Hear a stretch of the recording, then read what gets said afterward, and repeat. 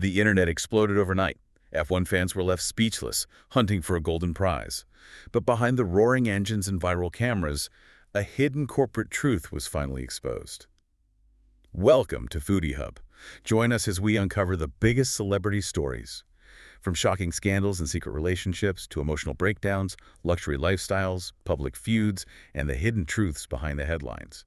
We dive deep into the stories shaping celebrity culture and entertainment worldwide. Yeah, and today's deep dive is, it's honestly a wild one. It really is. We are exploring the massive celebrity hype around Monster Beverage's latest Formula One collaboration and contrasting it with, well, the shocking vulnerabilities quietly buried in their 2026 SEC 10K filing. It's the ultimate contrast, like between the hyper-polished world we see on our feeds and the fragile reality actually happening in the boardroom. Exactly. So let's start with the spectacle, because it was massive. Picture this. McLaren driver Lando Norris just won the 2025 F1 World Drivers' Championship. Which is huge on its own.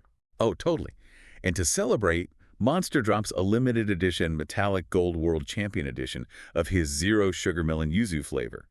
And the marketing around this was purely cinematic. Oh, the visuals were insane. Right. We're talking 1,000 horsepower custom Nissan GTR rolling into Silverstone and a massive Austin GP pop-up. Motocross star Hayden Deegan is doing street burnouts and Lando just jumps right in. And, the financial genius driving that whole spectacle is incredibly sharp. Low-calorie energy drinks are booming right now. Yeah. It's a category worth 631 million pounds in Great Britain alone. So by tapping into that shift toward healthier options, this single Lando Norris flavor generated 17.4 million pounds in UK sales alone. Wow. Yeah, they essentially weaponized hype to dominate a growing market segment. Okay, you're talking about millions from one flavor, but looking at these financial filings we gathered, the math isn't really matching the confidence of the marketing. Not at all. It's like a magician's misdirection. If the celebrity marketing is this bulletproof, isn't it just masking the cracks in the foundation? What are the financial filings actually hiding? Well, that's exactly the question. Because what happened next in their corporate disclosures completely changed the story. Yeah, so while fans were out hunting for that gold can, Monster quietly released their 10K. Which, for anyone who doesn't read financial docs for fun, is a company's massive, legally required annual report. It tells investors about all their operations and, most importantly, their risks. Wait, so while millions of fans are refreshing their feeds for a shiny can, executives are quietly disclosing massive structural vulnerabilities. Yes. And the biggest one is this massive hidden dependency. Monster's entire global distribution relies heavily on the Coca-Cola company. Okay, but isn't that just a normal partnership? Like Coke puts cans on trucks. You'd think so, but no. Coca-Cola actually has a structural stronghold. The filing reveals that if Coca-Cola opposes a buyout of Monster, an acquiring company would need a massive 62.5% majority vote just to push the deal through. Wait, hold on. 62.5%. That's not just a distribution deal. That's a leash. Exactly.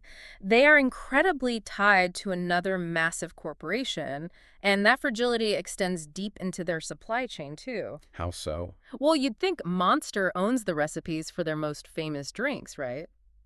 Yeah, obviously. They don't. They rely on third-party suppliers who hold the actual proprietary formulas. Wait, really?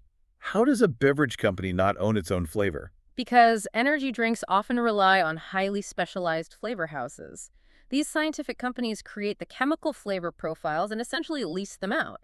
It's like licensing software. Monster owns the brand, but someone else holds the code. That is wild. And it gets worse. Monster also relies on a shrinking pool of co-packers. Co-packers? Yeah, the third-party factories that actually brew the liquid and put it into the cans, they don't own those either. And relying on third-party physical locations creates massive risks with extreme weather. Oh, like storms. Right. The filing details how Hurricane Helene literally flooded their Brevard, North Carolina brewery, forcing it to close.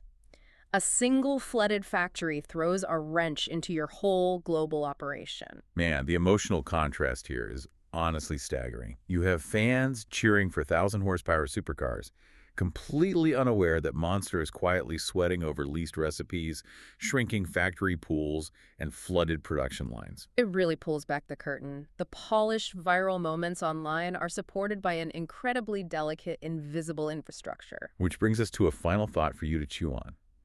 The next time you hold a highly coveted, limited edition celebrity product, Ask yourself, how fragile is the invisible global supply chain that is barely holding that luxury illusion together? It definitely changes how you look at the hype. It really does.